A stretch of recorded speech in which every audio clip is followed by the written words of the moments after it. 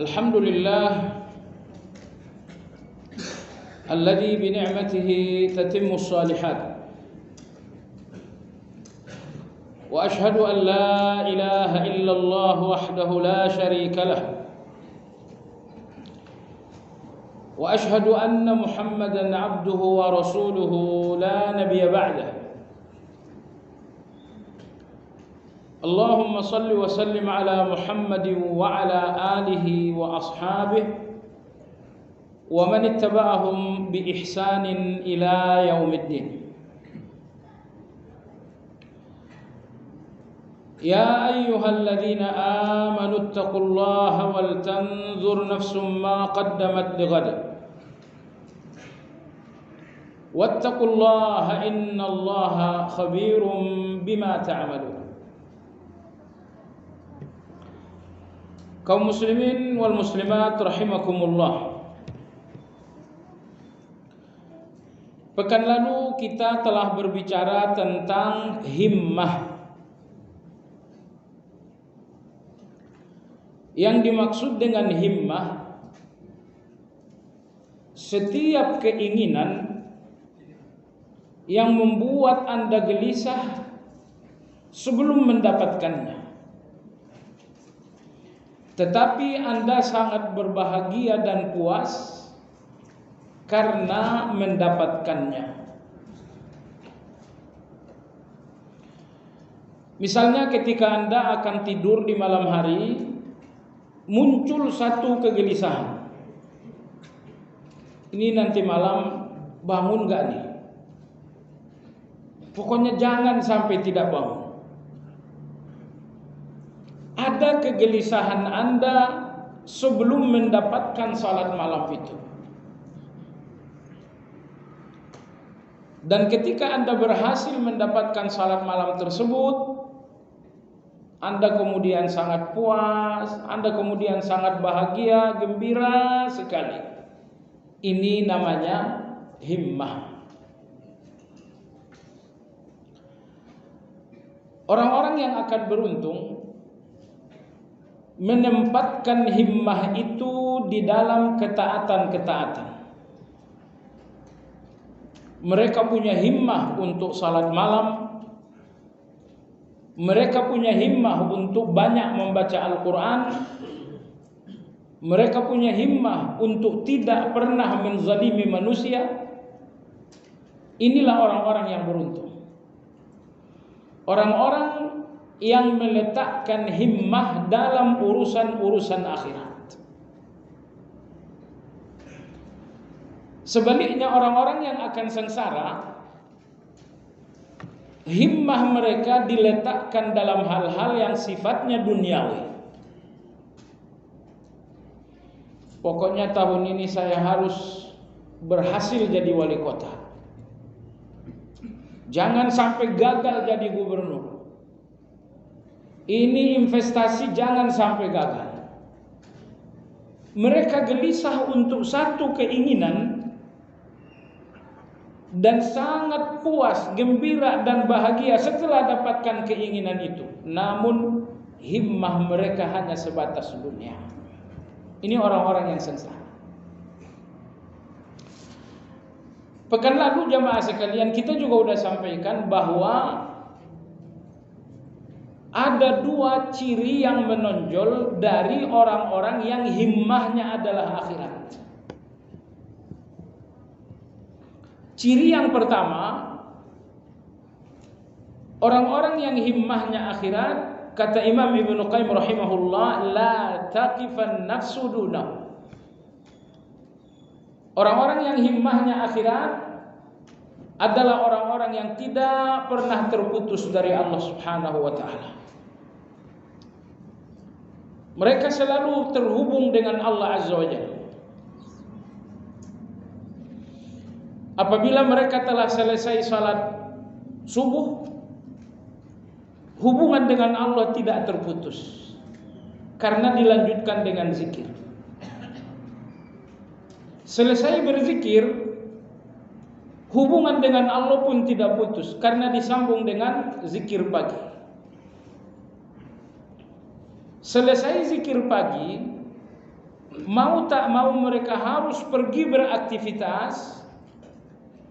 Mereka pun tidak mau aktivitas ini sesuatu yang terpisah dari Allah. Maka mereka menghubungkan aktivitas mereka dengan Allah menggunakan niat. Saya harus berdagang. Tujuan saya, mudah-mudahan dengan dagang ini nanti saya bisa nabung untuk pergi haji dan umrah. Saya juga harus berdagang. Mudah-mudahan dengan berdagang ini saya punya uang yang lebih banyak bersedekah. Saya harus berdagang setidaknya agar tangan ini tidak menengadah meminta-minta, karena hal itu dilarang oleh Allah Azza wa Jalla. Coba perhatikan jamaah sekalian, ketika dagang sesuatu yang aslinya bukan ibadah, sehingga ketika seseorang terjun ke dunia dagang berarti dia terputus dari Allah Azza wa Jalla, maka muncullah orang-orang yang memiliki himmah. Mereka tidak mau dagang ini satu aktivitas yang terpisah dari Allah. Maka mereka menghubungkan dagang dengan Allah melalui niat-niat yang baik. Dan tentu Anda tahu, kalau sebuah aktivitas yang aslinya duniawi tapi diniatkan untuk hal-hal yang diridhai oleh Allah, niscaya aktivitas ini akan menjadi ibadah. Jadi Anda berdagang mulai jam 7, tutup lagi sampai jam 5. Ini rentang waktu yang sangat panjang. Tapi ketika dagang tersebut dihubungkan dengan Allah dengan niat-niat yang baik, maka waktu dari jam 7 sampai jam 5 itu semuanya tercatat sebagai ibadah. Dan ini punya dampak yang sangat positif. Karena Anda berdagang karena Allah, karena ingin haji dan umrah, karena ingin lebih banyak bersedekah. Ketika dagang Anda dihubungkan dengan Allah dengan niat-niat yang baik, pengaruhnya, dampaknya dagang ini tidak tercemari dengan berbagai hal-hal yang kotor. Anda nggak berani riba dalam berdagang. Anda nggak berani manipulasi dalam berdagang. Semua aktivitas dunia yang berhasil Anda hubungkan dengan Allah dengan niat-niat yang baik, aktivitas dunia ini bersih dari dosa. Gak ada maksiat yang akan mencemarinya. Artinya jamaah sekalian, situasi-situasi Anda jatuh kepada dosa adalah situasi-situasi yang tidak dihubungkan dengan Allah melalui niat-niat yang baik. Dan orang yang terputus dari Allah itu bukan orang-orang himmah yang berhimmah. Adapun ahlul himmah, orang-orang yang memiliki himmah, kata Imam Ibnu Qayyim, mereka enggak pernah terputus hubungan dengan Allah Azza wa Jalla. Apabila tidak ada ibadah formal yang membuat mereka terhubung dengan Allah, maka mereka menghubungkan aktivitas duniawi mereka dengan Allah melalui niat-niat dan tujuan-tujuan yang baik. Saya seorang pejabat publik. Saya pergi ke kantor jam 7 dan pulang jam 9 malam. Apakah ini akan menjadi aktivitas duniawi yang tiada bernilai ibadah sehingga saya akan terputus dari Allah dengan aktivitas ini? Jawabannya tergantung. Kalau aktivitas Anda sebagai pejabat Anda hubungkan dengan Allah dengan niat-niat yang baik, maka dari jam 7 sampai jam 9 Anda bekerja, semuanya akan tercatat sebagai ibadah sehingga Anda tidak terputus dari Allah Azza wa Jalla. Baiklah jamaah sekalian, ini ciri pertama seseorang dinamakan himmah. Ketika dia enggak pernah terputus dari Allah, ketika ia selalu terhubung dengan Allah Azza wa Jalla. Ingat, Anda tidak pernah jatuh kepada dosa kecuali saat Anda tidak terhubung dengan Allah Azza wa Jalla. Mana dalilnya? Allah berfirman, "Fa'idza faragta fansab." Apabila engkau telah selesai dari satu amal, segera melakukan amal berikutnya. Jadi, di dalam ketaatan ini tidak ada ruang untuk istirahat, karena ketaatan-ketaatan ini sendiri adalah istirahat. Anda ingin istirahat dari salat, padahal salat itu adalah istirahat terbaik. Nabi kita sallallahu alaihi wasallam apabila beliau memerintahkan Bilal untuk azan, beliau berkata, "Arihna bis salati ya Bilal." Wahai Bilal, istirahatkan kami dengan salat. Kami ingin istirahat dengan salat wahai Bilal. Kumandangkan azan. Hadis ini menunjukkan jamaah sekalian bahwa dunia dengan segala isinya adalah keletihan, dan tidak akan ada istirahat hati kecuali saat bersimpuh di depan Allah Azza wa Jalla. Dunia dengan segala isinya, aktivitas Anda di kantor, aktivitas Anda di dunia bisnis, hubungan Anda dengan anak-anak, begitu juga dengan keluarga, semuanya meletihkan. Dan tidak akan ada istirahat untuk hati kecuali ketika Anda bersimpuh di depan Allah, ketika Anda bersujud di hadapan Allah, ketika Anda sedang ruku di depan Allah, ketika Anda mengatakan alhamdulillahi rabbil alamin, ya Allah segala puji Engkau, Engkau yang mengatur segala yang terjadi di atas alam. Makanya ulama-ulama kita mengatakan, Ibnu Qayyim rahimahullah ta'ala, kalau seseorang salat namun hatinya tidak menemukan istirahat dalam salat, ini hati yang berpenyakit. Hadis lain riwayat Abu Hurairah radhiyallahu an, beliau melaporkan, kana Rasulullah sallallahu alaihi wasallam idza hazabahu amrun fazi'a ila shalah. Apabila Nabi sallallahu alaihi wasallam gelisah dengan satu urusan, maka beliau memperbanyak salat sunnah. Coba perhatikan, beliau gelisah dengan satu persoalan. Kalau kita gelisah dengan satu persoalan, sibuk curhat ke sana, curhat, ketemu 10 orang 10 kali curhat. Apa artinya Anda curhat dengan semua penghuni bumi kalau Anda tidak curhat kepada pemilik bumi itu? Tidak ada gunanya. Kata Aisyah radhiyallahu anha, apabila Abu Hurairah radhiyallahu anhu, apabila Nabi sallallahu alaihi wasallam gelisah dengan satu persoalan hidup, beliau memperbanyak salat sunnah. Kenapa? Jawabannya karena salat itu, seluruh ibadah itu istirahat untuk hati yang letih dari dunia. Maka kasihan sekali kalau sampai di antara kita ada yang letih dengan A, dengan B, dengan C, gelisah dengan B, terbebani dengan C. Di depan Anda ada saat istirahat yang sangat baik dan Anda tidak mau mengistirahatkan hati, Anda pun tidak mau mengistirahatkan pikiran. Cobalah lebih banyak salat sunnah. Baik jamaah sekalian, ini ciri pertama. Orang dinamakan berhimmah saat dia enggak terputus dari Allah Azza. Anda yang sedang i'tikaf, salat, itu saat Anda terhubung dengan Allah. Zikir, itu saat Anda terhubung dengan Allah. Kemudian Anda bertilawah. Udah berapa? Oh, saya udah selesai 1 juz. Mau lanjut juz kedua, mata sudah mulai letih, rabun. Ingat, kalau udah letih jangan dipaksa. Memaksakan kemampuan yang aslinya udah nggak mampu, itu bukan ajaran agama. Ajaran agama kita, yuridullahu bikumul yusr. Allah ingin agama ini mudah untuk kalian.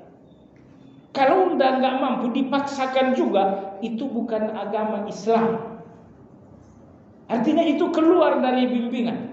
Allah berfirman, la yukallifullahu nafsan illa wus'aha. Allah tidak membebani kalian dengan ibadah kecuali sekedar kemampuan. Kalau kalian udah nggak mampu, sudah istirahat. Beberapa waktu lalu saya sholat tarawih, di samping saya ada seorang kakek. Ya salam, Allahu Akbar. Sebentar kakek hampir terjungkal jatuh. Entah ada penyakit, semenjak mulai tarawih sampai selesai witir, di setiap rakaat hampir jatuh. Yang mestinya dilakukan si kakek, kalau memang ngantuk, istirahat. Anda nggak boleh memaksakan sholat dengan ngantuk. Jadi rekan-rekan yang itikaf, ketika Anda baca Quran, ada saatnya mata Anda lelah. Ketika bismillah itu nampak satu huruf, padahal itu ada beberapa huruf, oh mata Anda udah letih, jangan dipaksa.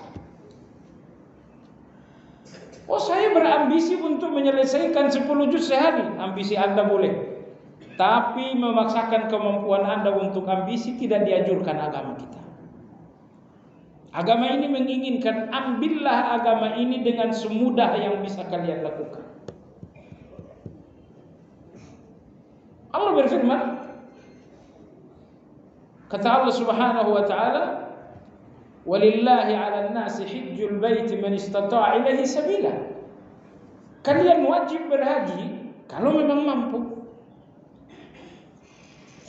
Jadi semua ibadah-ibadah diletakkan oleh Allah dalam kemampuan Anda. Maka begitu kemampuan Anda sudah defisit, kemampuan Anda sudah lemah, istirahat. Adapun kemudian Anda paksakan kemampuan yang defisit ini untuk tetap ibadah, Anda telah keluar dari ajaran. Baiklah, teman-teman yang i'tikaf, Anda sholat subuh, Anda sudah berzikir pagi, Anda sudah, ini berarti Anda fa'idha faraghta fansab, kemudian Anda lanjutkan dengan tilawah Quran sampai ngantuk-ngantuk Anda baca Quran, itu keliru. Kalau udah ngantuk istirahat. Kenapa? Nabi kita SAW mengatakan kalau seorang membaca Al-Quran dengan ngantuk, maka dia nggak tahu apa yang dia baca. Dia pun nggak ngerti bacaannya benar atau tidak. Jangan-jangan dia bilang innal ladzina amanu wa amilus solihati ulaika ashabun nar. Sungguhnya orang beriman beramal saleh mereka lah penghuni neraka. Kafir ente. Tapi jemaah sekalian, terjadi karena Anda ngantuk. Anda rusak Al-Quran ini karena Anda ngantuk. Sudah, kalau Anda ngantuk istirahat saja. Ya, ambil bantal dan tidurlah.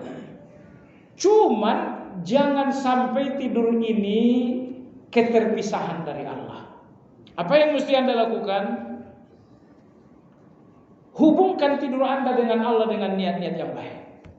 Aku tidur supaya nanti bisa lebih segar melanjutkan tilawah. Maka jadilah tidur ini sesuatu yang terhubungkan dengan keridhaan Allah, maka tidur Anda menjadi ibadah. Maka jemaah sekalian, ciri pertama seseorang dinamakan berhimmah ketika dia sama sekali tidak terputus dari Allah Azza wa Jalla. Lalu ciri yang kedua, orang dinamakan berhimmah, kata Ibnu Qayyim rahimahullah, apabila dia hanya mencari upah dari Allah Subhanahu wa taala.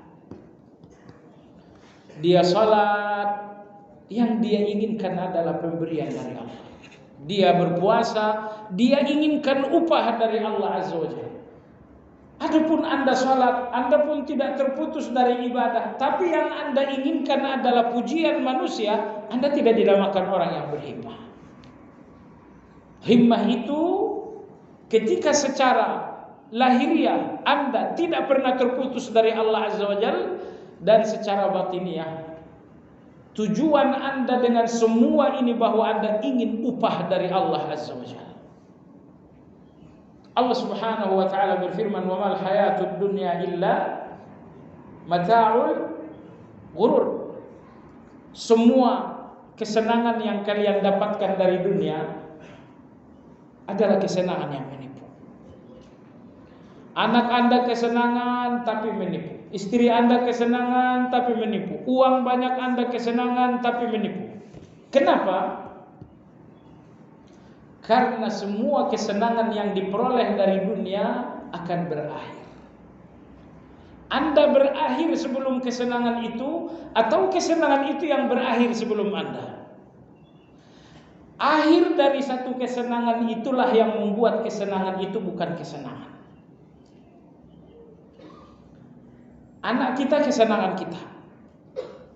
Begitu anak kita wafat, air mata, menangis, gelisah, seolah-olah gak pernah ada kesenangan. Jadi coba lihat, 5 tahun Anda tertawa, puas, bahagia karena ada anak yang menyenangkan, tapi kemudian wafat. Anda lihat bagaimana air mata pada hari kematian ini seolah-olah menghapus segala kebahagiaan selama 5 tahun. Ya, itulah kesenangan dunia. Kesenangan yang akan menemukan akhir di mana Anda akan menangis seolah-olah nggak pernah ada kesenangan. Maka Allah mengatakan dunia ini kesenangan tapi menipu. Harta pun seperti itu. Harta itu kesenangan tapi menipu. Anda yang berakhir sebelum harta, atau harta itu berakhir sebelum Anda, kira-kira bagus mana? Anda berakhir sebelum harta, atau harta berakhir sebelum Anda? Anda pilih mana? Nggak mau pilih dua-duanya, berarti Anda nggak di dunia lagi sudah. Tapi bahwa Anda di dunia, semua kesenangan itu akan sampai pada sebuah akhir.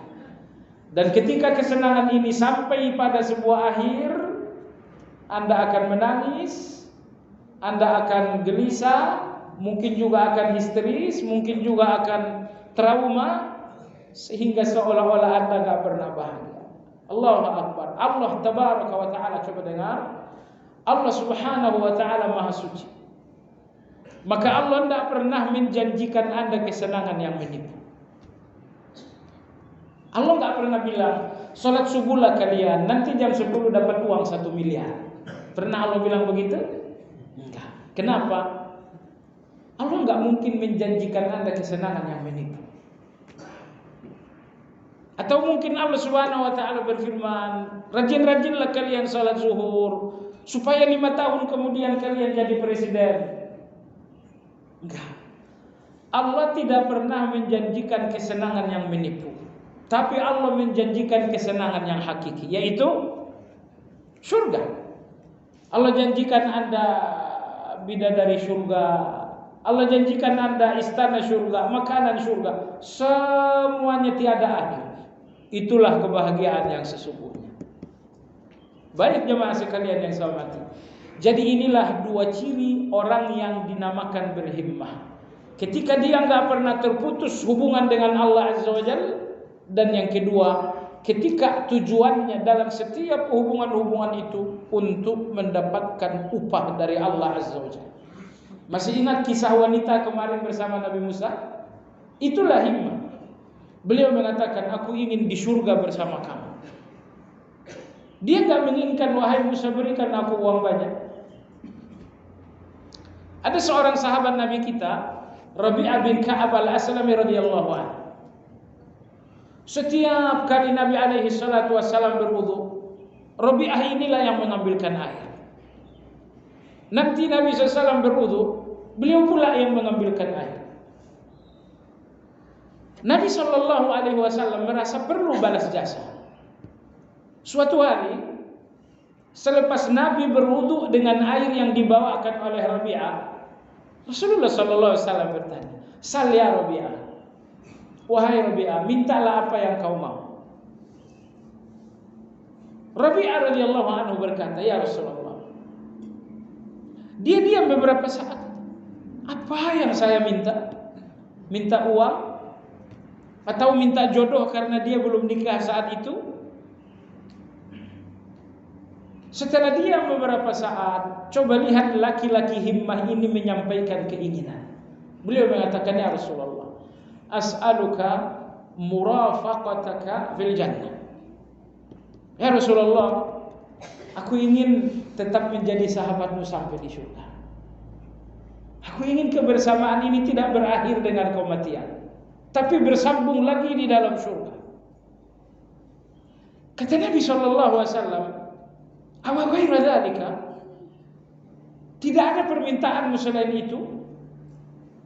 Kata Rabi'ah Rasulullah, "Huwa dzaka." Aku enggak punya permintaan kecuali hanya itu. Kata Nabi SAW, "Fa'inni ala nafsika bi kathratis sujud."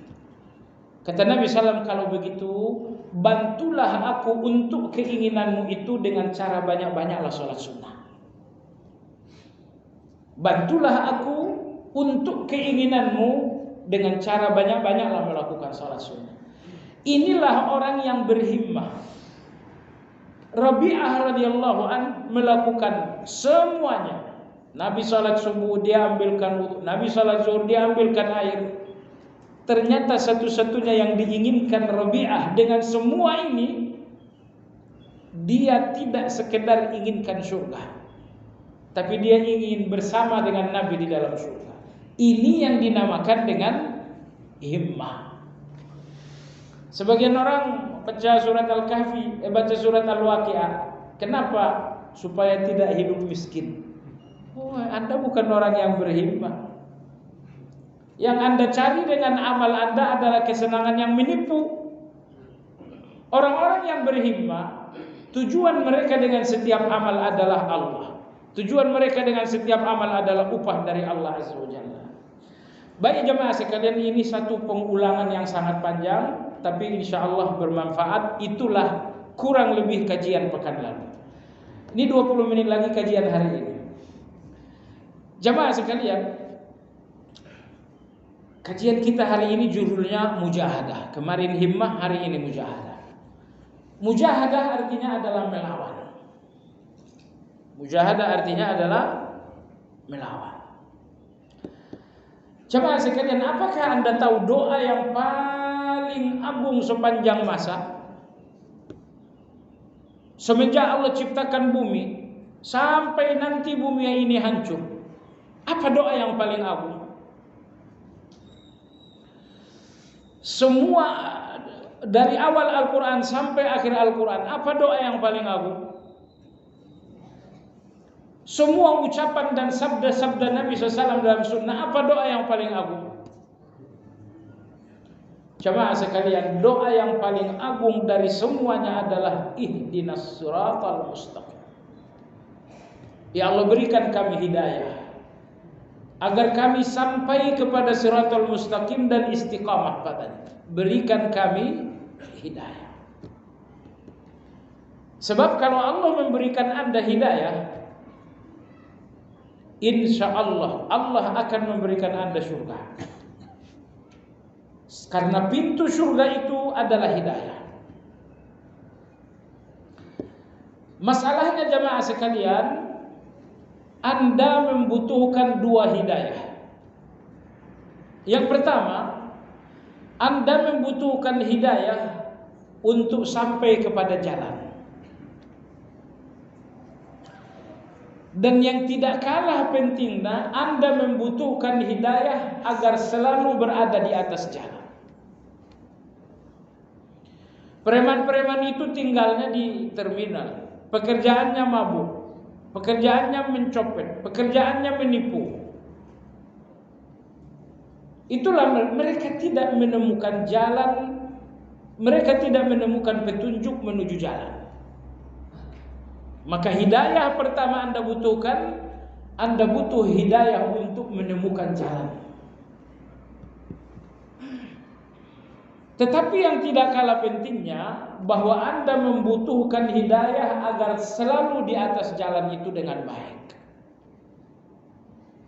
Sebagian orang sampai di atas jalan, mereka menjalankan sholat, tapi ternyata sholatnya riya. Sholatnya ujub. Artinya mereka telah sampai kepada jalan yang benar, tapi Allah tidak memberikan mereka hidayah di atas jalan. Maka mereka melakukan salat dengan ujub, mereka melakukan tilawah dengan riya. Jadi jamaah sekalian, hidayah menuju jalan sangat penting, dan yang tidak kalah pentingnya adalah hidayah di atas jalan. Agar Anda tetap ikhlas, agar Anda tetap tawadu, agar Anda tidak takabur dengan semuanya. Nah, pertanyaannya jamaah sekalian, di mana Anda dapatkan hidayah itu? Allah jawab pada ayat terakhir surat Al-Ankabut, "Walladzina jahadu fina lanahdiyannahum subulana." Dan orang-orang yang bermujahadah, orang-orang yang melakukan perlawanan fina, di atas jalan-jalan kami, lanahdiyannahum subulana, kami akan berikan mereka hidayah menuju jalan kami. Jadi Allah memberikan hidayah setelah Anda melakukan perlawanan. Perlawanan ini yang dinamakan mujahadah. Baik jamaah sekalian, siapa yang mesti Anda lawan dengan mujahadah itu? Karena Anda tidak akan sampai kepada hidayah. Hidayah salat malam, hidayah baca Quran, hidayah akhlak yang mulia. Anda tidak akan sampai kepada hidayah itu sebelum Anda melawan. Melawan ini yang dinamakan dengan mujahadah. Siapa yang mesti Anda lawan? Ada 4 yang mesti Anda lawan. Yang pertama, lawan musuh terbesar Anda, yaitu Anda sendiri. Musuh terbesar Anda bukan Ukraina ataupun Rusia. Musuh terbesar Anda adalah diri Anda sendiri. Karena di dalam diri Anda ada riya, di dalam diri Anda ada ujub, dalam diri Anda ada sum'ah, dalam diri Anda ada takabur, dalam diri Anda ada malas, dalam diri Anda ada dendam, dalam diri Anda ada permusuhan. Anda dendam gak? Oh, ada dendam kita, ya kan? Jadi jamaah sekalian, coba lihat kejahatan ini ada dalam diri Anda, hanya saja kadang-kadang belum menemukan peluang aja. Dendam itu ada dalam diri Anda, cuman belum menemukan peluang.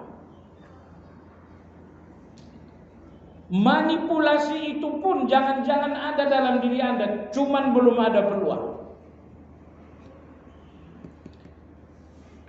Sering kita sampaikan dalam kajian, setiap orang yang tidak melihat dirinya sebagai musuh, berarti dia tidak mengenal dirinya siapa. Karena semua orang yang mengenali diri akan sadar bahwa musuh yang sesungguhnya adalah diri sendiri. Di mana ada malas, Anda bangun tengah malam, Anda ingin melakukan salat malam, tapi ternyata malas mengatakan tidurlah. Ngapain salat? Hukumnya cuma sunnah, gak wajib. Jadi coba lihat, rencana yang sangat mulia gagal begitu saja disebabkan karena malas. Baiklah jemaah sekalian, jadi mujahadah pertama, perlawanan pertama, lawan diri Anda sendiri. Ada 2 kejahatan diri kita sehingga perlu melawan. Kejahatan diri kita yang pertama, bahwa diri kita ini selalu mencari enak dan tidak sabar dengan yang tidak enak. Padahal semua jalan surga itu tidak ada yang enak. Jalan surga itu lapar dan dahaga, namanya puasa. Enak gak tuh? Jalan surga itu ketika Anda kerja dapat uang tapi harus dibagi kepada orang lain melalui sedekah dan zakat. Enak gak tuh? Nabi kita sallallahu alaihi wasallam bersabda, "Ala innal jannata huffat bil makarih." Ingat oleh kalian, surga itu dipagari oleh Allah dengan hal-hal yang dibenci. Allah pagari surga dengan hal-hal yang dibenci. Tetapi neraka huffat bis syahawat, dipagari oleh Allah dengan enak-enak. Ya. Neraka itu pagarnya makan sepuasnya, tidak usah berpikir haram dan halal. Neraka itu pagarnya enak-enak, kawin sepuas dan tidak usah berpikir zina atau akad nikah.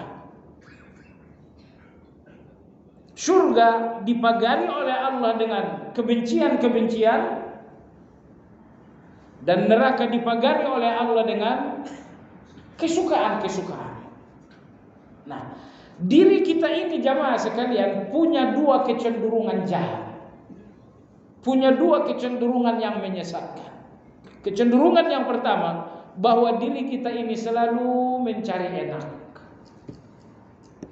Tengah malam bangun dong sholat, enggak, tidur, karena tidur tuh enak. Senin Kemis puasa dong, tidak, saya makan dan minum karena saya suka dengan kuliner. Sepanjang Anda mencari enak-enak, Anda enggak akan sampai ke surga. Karena jalan surga itu semuanya bukan enak-enak. Semua jalan surga itu dibenci. Semua jalan surga itu pada dasarnya tidak disukai. Nah, kalau Anda tetap berambisi mencari yang enak-enak, dikhawatirkan Anda gak akan menemukan pintu surga. Karena pintu-pintu surga semuanya hal-hal yang dibenci. Anda ditabokin orang, pintu surga mengatakan maafkan saja. Padahal enaknya apa kalau habis ditabok orang? Ditusuk. Tusuk, begitu darahnya menetes, oh puas.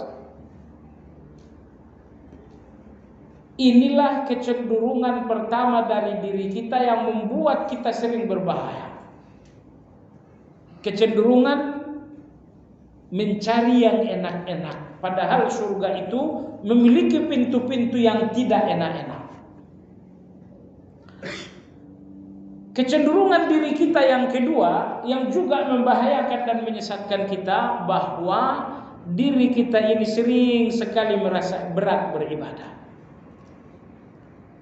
Tilawalah bangsa 2 lembar, aduh berat sekali.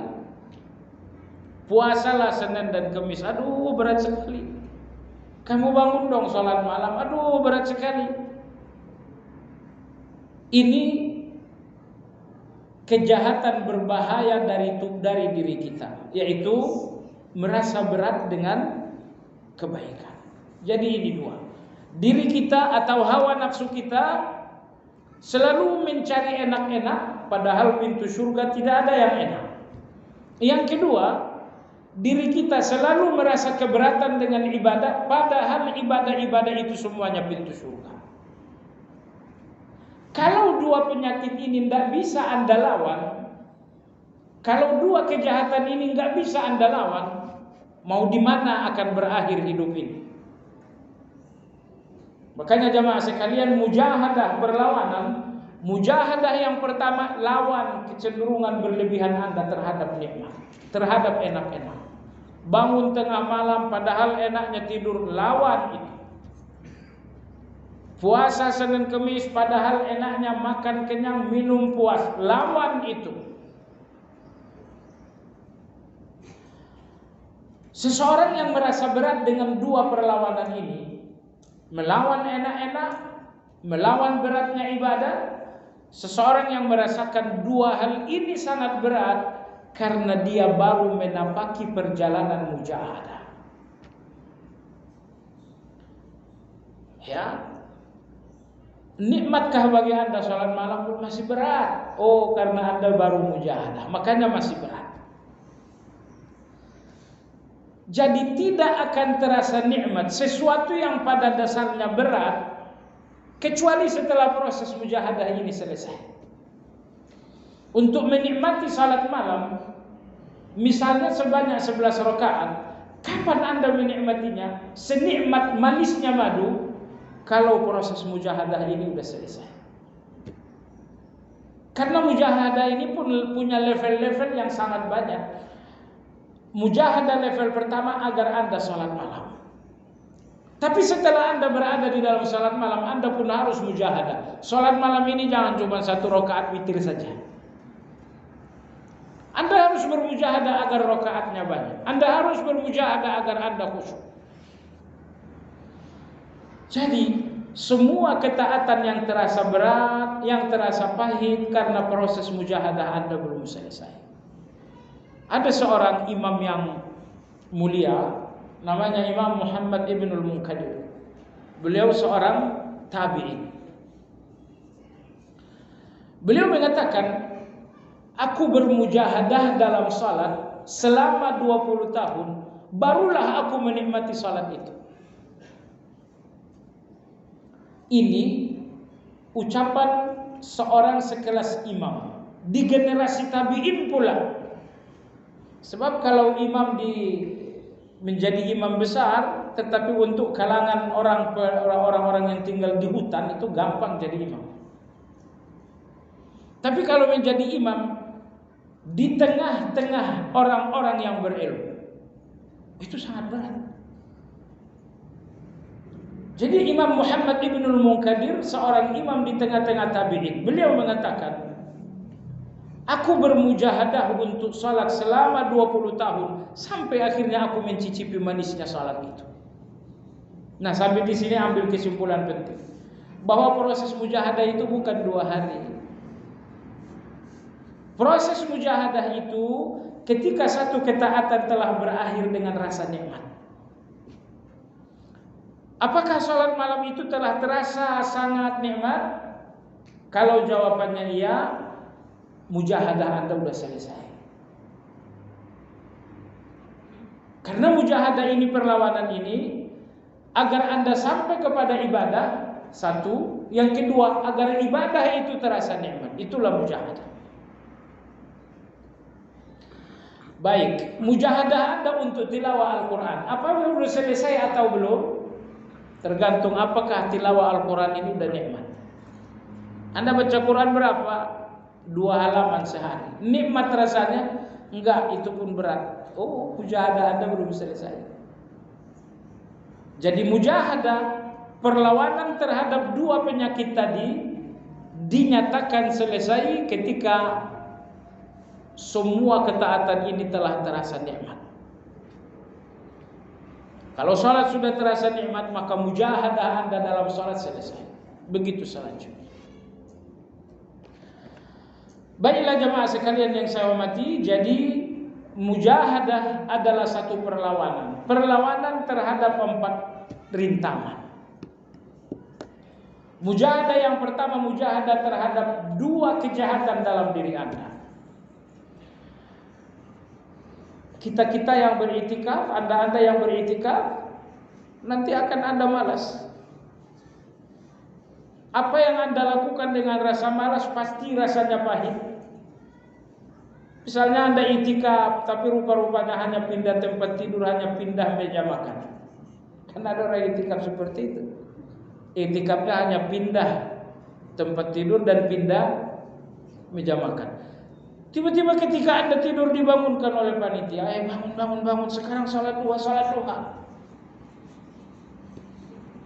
Dalam hati kadang-kadang kesal, aduh nih panitia gak punya perasaan banget. Anda benci betul dengan panitia itu. Berjalan perlahan-lahan, hampir nabrak tembok tapi ujungnya sampai kamar mandi juga. Berwudu lalu Anda salat duha. Ingat, yang Anda lakukan dengan rasa malas pasti terasa sangat pahit. Di sini mujahadah itu harus datang. Apabila satu ibadah yang terasa berat belum disembuhkan dengan mujahadah, maka ibadah ini sampai kapanpun akan pahit, nggak akan pernah terasa manis. Semua ibadah yang terasa berat, kalau tidak segera disembuhkan dengan mujahadah, sampai kapanpun dia tidak akan menjadi ringan. Maka mujahadah ini adalah kata kunci agar ibadah yang berat terasa ringan, agar ibadah yang pahit terasa manis. Baiklah. Yang kedua, siapa yang mesti Anda lawan dengan mujahadah? Yang kedua jemaah sekalian, al-khal asy-syaitan. Anda perlu bermujahadah melawan setan. Apa itu setan? Setan itu semua yang berpartisipasi membantu kejahatan Anda dinamakan dengan setan. Misalnya Anda malas sholat, tiba-tiba datanglah seseorang yang berpartisipasi. Kamu nggak sholat, ayo ke pasar yuk. Nah, tuh. Dia memberikan partisipasi, dia memberikan jalan untuk kejahatan Anda. Itu dinamakan syaitan. Apakah dia bangsa manusia ataukah dia bangsa jin? Maka hati-hati dengan siapapun yang membuka pintu-pintu kejahatan bagi Anda. Karena masalahnya gini, kita ini masih punya kejahatan. Kalau kita yang masih punya kecenderungan jahat, ketemu dengan manusia-manusia jahat, jadilah kejahatan itu. Oleh sebab itu, jangan sampai Anda tidak kenal orang yang selalu menjadi jalan kejahatan bagi Anda. Oh, ini kalau ketemu orang ini nanti bicara 5 menit baik, menit ke-6 pasti gibah. Itu syaitan itu. Karena orang ini datang untuk memberikan Anda satu peluang, ayo bergibah dia. Maka Anda pun hati-hati, jangan sampai Anda menjadi pintu maksiat bagi orang lain. Itu setan namanya. Nah, kalau setan dari bangsa yang tidak terlihat itu, mereka mengapresiasi kejahatan Anda dengan satu kata, tazyin, yaitu menghias. Wa zayyana lahumus syaitanu a'malahum, setan menghias kejahatan mereka. Itulah partisipasi setan untuk kejahatan Anda, menghias kejahatan itu agar Anda tidak merasakannya jahat. Anda bangun tengah malam, keimanan mengatakan salatlah. Tapi kejahatan dalam diri Anda mengatakan tidak, kamu tidur.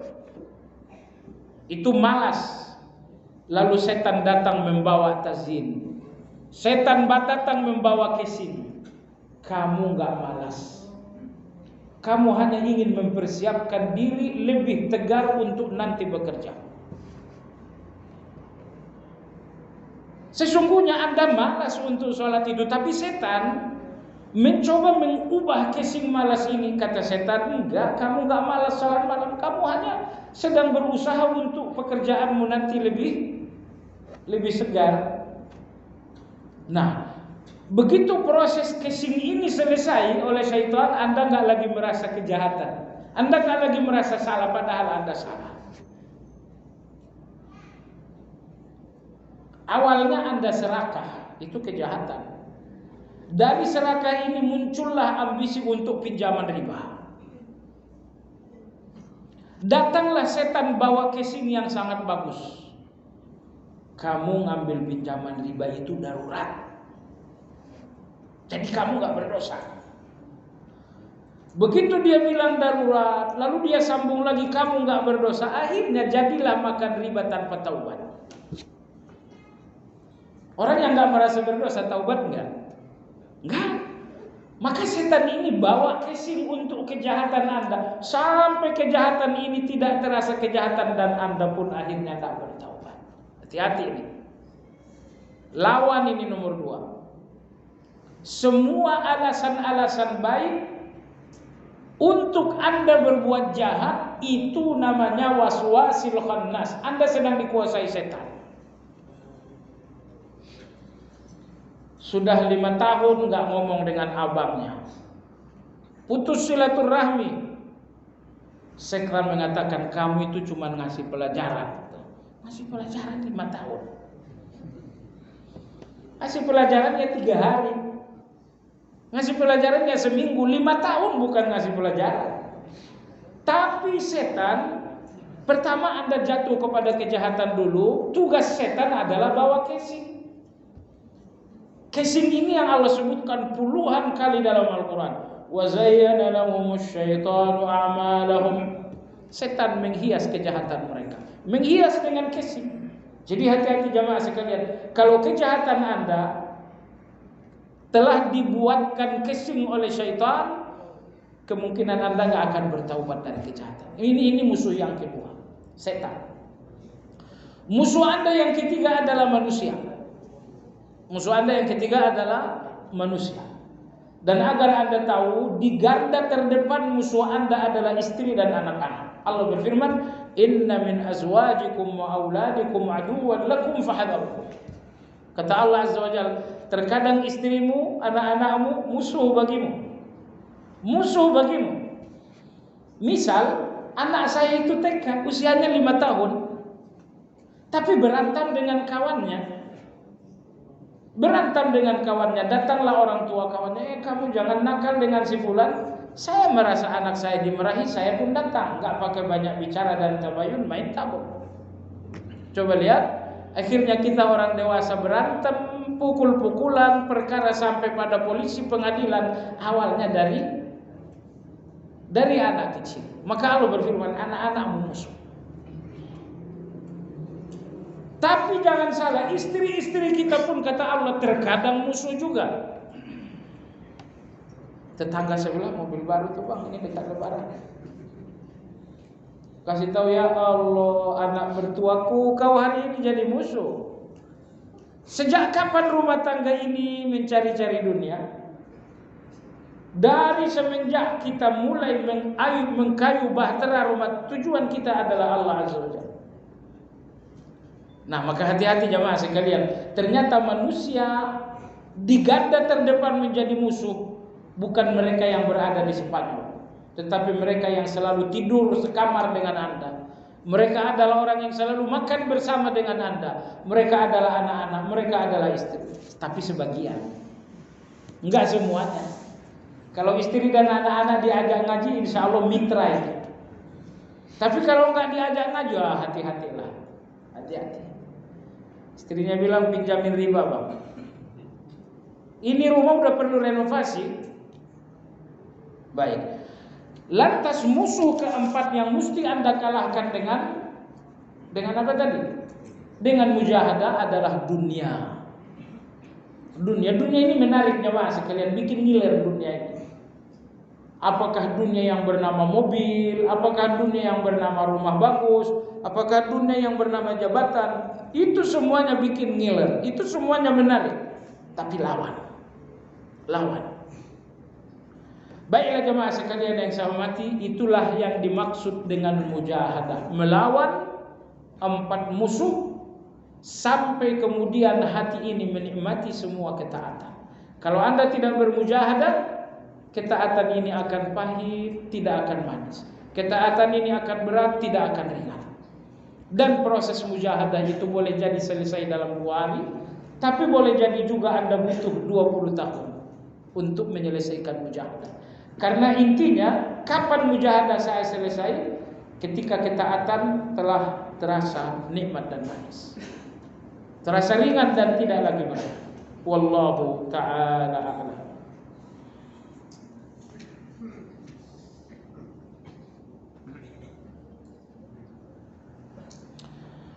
Baik jemaah sekalian yang saya hormati,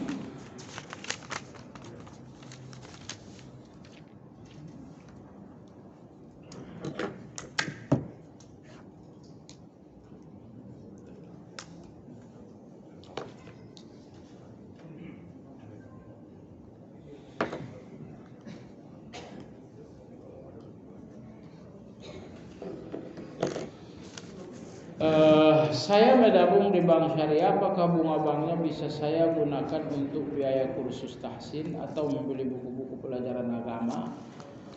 Kalau tabungan di bank syariah, kemungkinan besar tidak ada bunga. Tetapi yang ada adalah bagi hasil.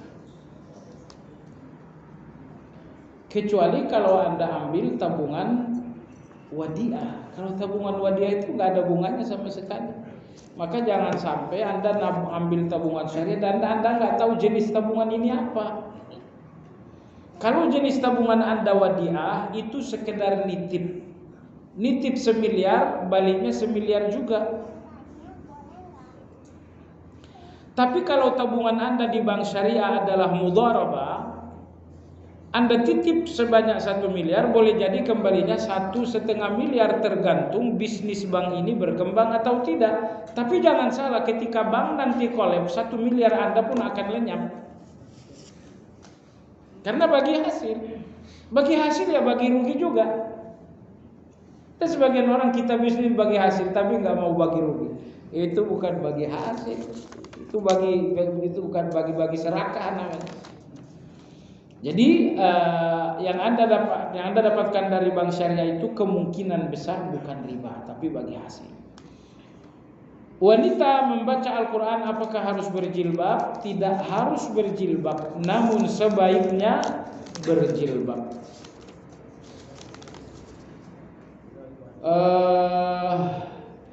Waktu idal apakah kita secara lengkap membacakan doa Rabbana walakal hamdu hamdan katsiran tayyiban mubarakan fi kama yuhibbu rabbuna wa yarda, dan cukup hanya Rabbana walakal hamdu. Dua-duanya boleh. Kalau misalnya terburu-buru, bentaran lagi pesawat berangkat boarding, anda dalam keadaan sholat sudah sami Allahu liman hamidah Rabbana lakal hamd Allahu akbar sujud, boleh. Tapi kalau misalnya pesawat anda boarding 5 jam lagi, ya sudah sempurnakan Rabbana lakal hamdu hamdan katsiran tayyiban mubarakan. Atau misalnya terjebak dengan imam yang ngebut, imam salat ngebut, sehingga anda betul-betul nggak sempat baca i'tidal dengan sempurna. Ya sudah, sami Allahu liman hamidah Rabbana lakal hamd. Itu bacaan minimal.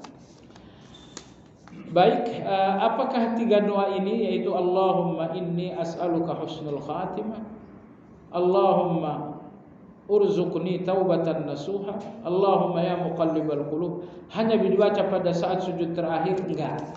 Doa yang 3 itu atau doa yang lain-lain bacakan di setiap sujud. Bacakan di saat menjelang salam. Bacakan di setiap Anda berdoa. Jadi tidak ada waktu yang betul-betul khusus untuk membacakan 3 doa tersebut. Tentang salat tarawih, kita datang terlambat ke masjid, imam sudah salat tarawih, sedangkan kita belum salat isya. Kita salat isya sendiri atau bagaimana? Iya, Anda salat isya dulu. Setelah Anda salat isya selesai, dan jangan diburu-buru, baru Anda salat tarawih. Berarti nggak sampai 8 rakaat, nggak jadi masalah. Emang rakaat salat tarawih itu harus 8? Ya enggak. Salat tarawih itu aslinya adalah salat malam. Anda boleh melakukannya maksimal 8 rakaat, beli sweater 3 rakaat, atau Anda boleh melakukannya 4 rakaat. Bahkan kalau dapatnya cuma 2 rakaat saja, Anda dinamakan bertarawih. Tarawih itu kan bersenang-senang karena waktunya dimajukan. Mestinya tarawih itu salat malam menjelang sahur.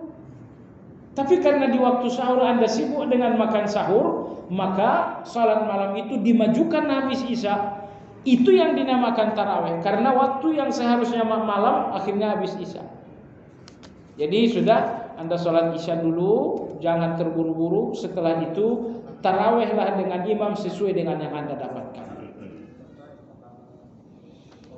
Apakah perhiasan emas yang dipakai juga dihitung sebagai zakat? Kalau pemakaiannya pemakaian wajar, pakai anting wajar, pakai gelang wajar, itu tidak ada zakat.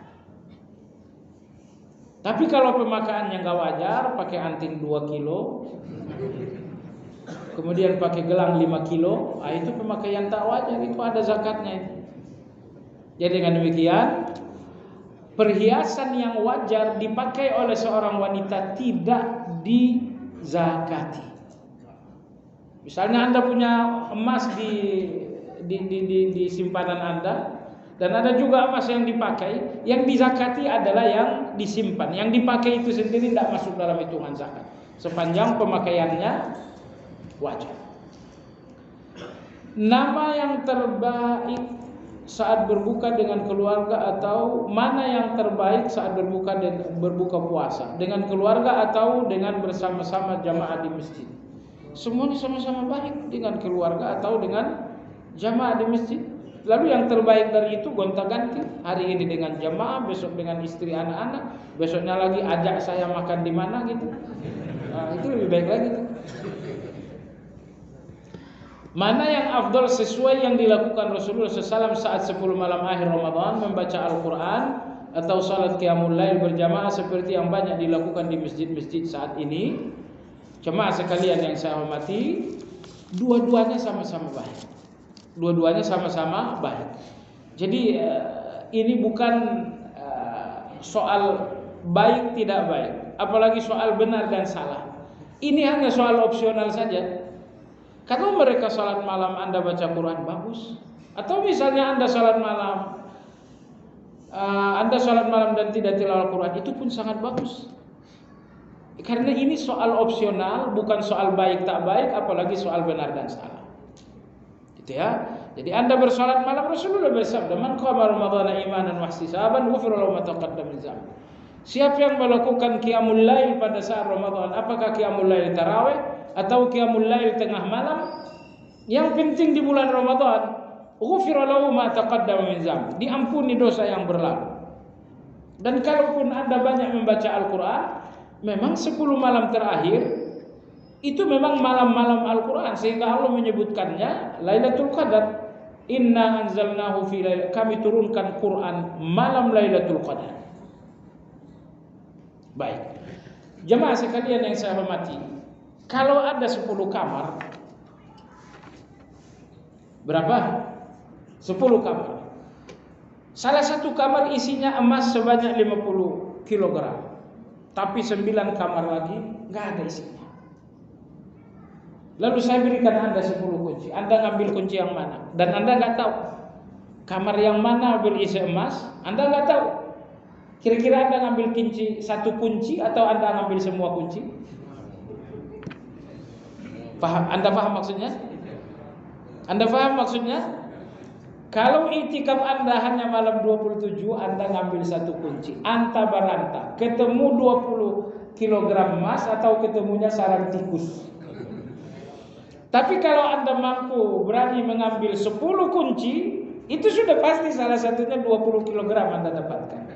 Mudah-mudahan Anda dan saya, kita semua dimudahkan oleh Allah Azza wa Jalla untuk bisa beriktikaf lebih maksimal. Subhanakallahumma wa bihamdika asyhadu an la ilaha illa anta astaghfiruka wa atubu ilaik. Alhamdulillahirabbil alamin. Assalamualaikum warahmatullahi wabarakatuh.